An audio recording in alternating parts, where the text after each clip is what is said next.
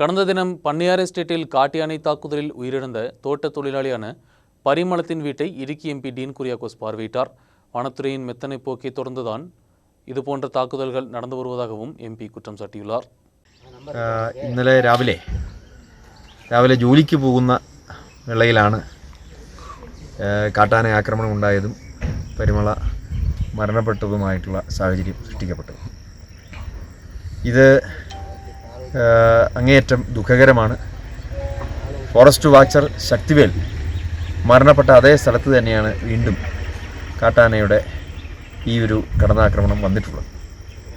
ഇനിയൊരിക്കലും അങ്ങനെ ഒരു ദാരുണമായ സംഭവം ഉണ്ടാകാതിരിക്കാൻ വേണ്ടിയതായിട്ടുള്ള എല്ലാ സാഹചര്യങ്ങളും സൃഷ്ടിക്കുമെന്ന് ഫോറസ്റ്റ് ഡിപ്പാർട്ട്മെൻറ്റും ബന്ധപ്പെട്ട ഉദ്യോഗസ്ഥന്മാരുമൊക്കെ അന്ന് തന്നെ ഉറപ്പ് നൽകുകയും അത് സംബന്ധിച്ചുള്ള എല്ലാ മുൻകരുതലുകളും ഉണ്ടാകുമെന്നൊക്കെ പറഞ്ഞതാണെങ്കിലും ദൗർഭാഗ്യകരമെന്ന് പറയട്ടെ, വീണ്ടും ഒരു മരണം കൂടി സംഭവിച്ചിരിക്കുകയാണ്.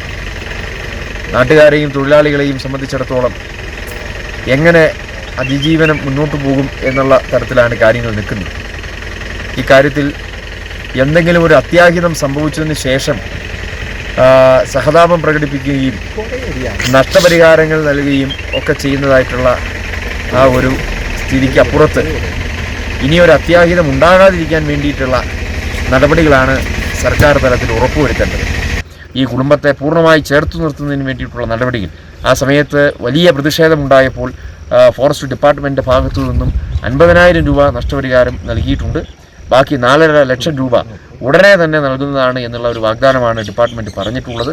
അത് ഉടനടി പാലിക്കാൻ ഫോറസ്റ്റ് ഡിപ്പാർട്ട്മെൻറ്റ് ബാധ്യതയുണ്ട്.